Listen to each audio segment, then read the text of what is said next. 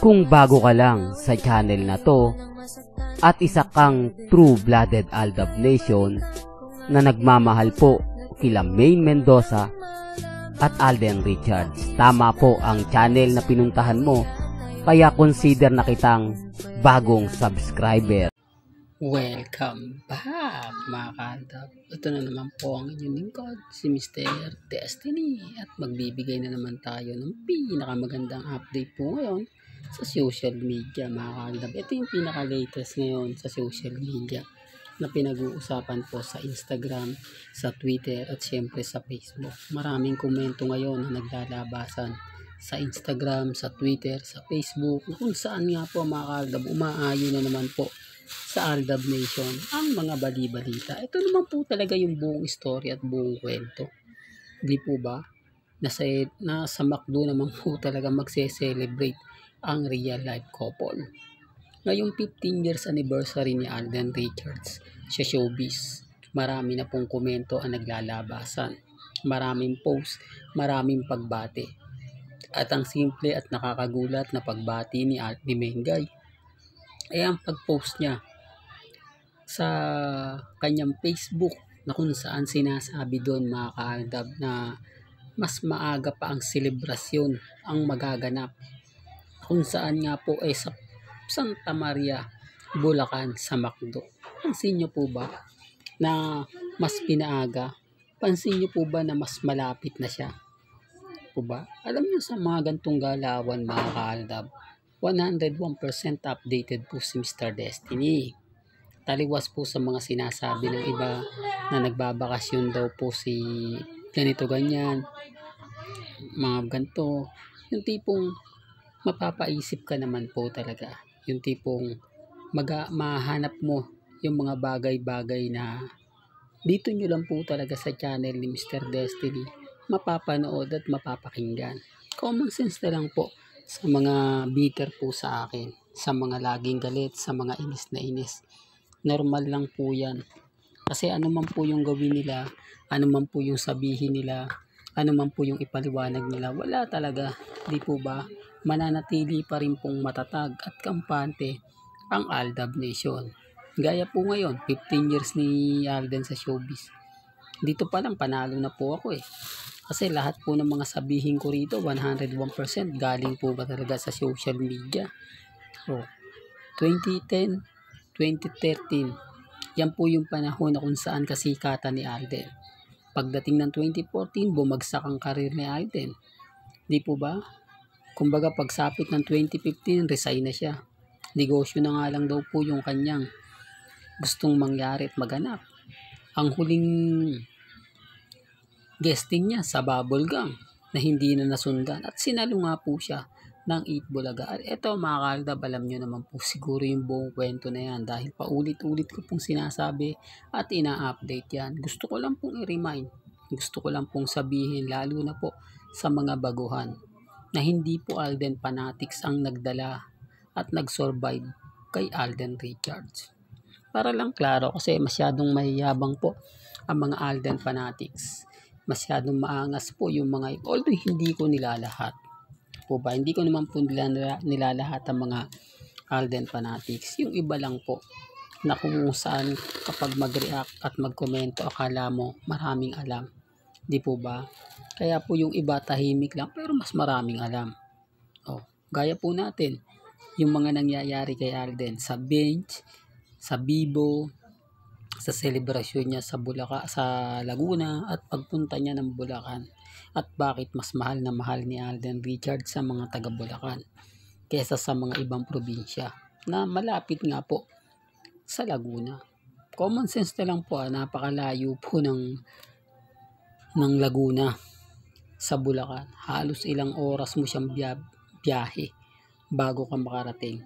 Kung ikukumpara nyo sa Cavite, sa Batangas, di po ba? Hindi, sinasabi ko lang po ito mga kaaldab para lang po malinaw. Para lang po klaro. Para lang po sa mga taong walang alam kundi manginis, mangasar, manginsulto. Kahit ano naman po kasi ang gawin ninyo, ang real life couple naman po talaga ang totoong magkasama. Di po ba? Wala na. Huwag nyo nang asahan po yung mga kat din, mga armain, dahil tahimik na po sila ngayon. Ang mga bitter lang po talaga kay Mr. Destiny o talagang galit na galit kay Mr. Destiny. Ito na lang po yung mga natitira. Hindi ko alam mga kaldab kung bakit nga po sila affected sa mga ina-update natin dahil nga po ba nabubulgar natin yung mga sekreto na tinatago nila o dahil totoo lahat ng mga sinasabi natin kaya ayaw nila tayong ipagpatuloy, kumbaga binabasag nila tayo. Kasi ako na lang daw po yung nag-iisang aldab. Bakit hindi pa raw ako bumitiw? Bakit hindi pa raw po ako sumuko?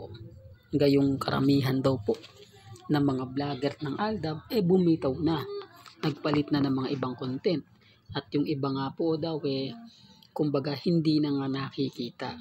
Well, sabi ko nga po sa inyo mga kaldab, may mga bagay-bagay po na mahirap talagang ipaliwanag. Hindi porket Aldab Nation kaya mo nga talagang panindigan yung mga bagay-bagay na sinasabi nila na talagang pag nabasa mo masasaktan ka.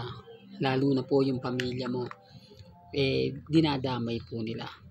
Kasi ako mga Aldab, never po natin pinopost to at never po itong pinapakita sa mga kamag-anak ko, malalapit na kaibigan.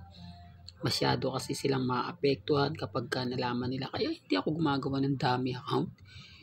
Hindi ako kumukuha ng mga simpatya sa mga kaibigan ko, sa mga malalapit sa akin, sa mga kamag-anak. Kasi alam ko yung buong kwento na yun ang babanata nila. Yun ang titirahin nila. Di po ba? Kaya sa mga bitter dyan, sa mga naiinis, wala pong problema. Magalit po kayo, mainis po kayo dahil si Mr. Destiny ay patuloy po na magbibigay ng update. Patuloy po na magbibigay suporta para po kina Mengay at kay Alden.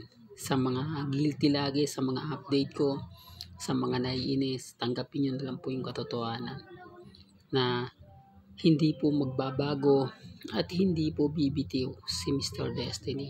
Mananatili po kung matatag, mananatili po kung kampante hanggat na andyan po ang mga mamis, mga titas, mga senyor na sumusuporta at nagmamahal po sa Aldab. Abay hindi po tayo bibitiw. Patuloy po tayong maghahanap ng mga ebidensya at resibo kina Mengay at kay Alden. Kahit anong gawin po nilang paninira, masasakit na salita, tatanggapin natin yan. Dahil yun naman po talaga yung kailangan. Pero pagdating sa huli, tayo naman po yung panalo. Pagdating sa huli, tayo naman po ang magiging bida. Di po ba? Kaya sabi ko sa inyo, malay nyo, bukas sa makalawa, magkaalaman na. Dahil nararamdaman na nga po ng iba, hindi lang ako mga kaldab, yung mga taong malalapit at yung mga taong alam po natin na mas may alam kesa po kay Mr. Destiny. Kaya hanggang ngayon, kampante po ako at nag-aabang. Hindi po ba? Relax lang mga kaldab, sa mga mami, sa mga tita, sa mga senyor na binabas po kayo. Okay lang po yan. Normal lang po yan. Huwag nyo na lang po silang pansinin at hayaan nyo na lang po sila. Real talk mga kaldab. Well, hanggang dito na lang po ang ating latest updates. Kaya kung gusto nyo pa po ng pinaka-latest at sariwang update, abay tumutok lang po kayo dito po sa channel ni Mr. Destiny para updated po kayo sa mga bago at sa mga latest na i-upload po natin maya-maya lang. Hanggang sa muli, salamat po sa panonood at pakikinig.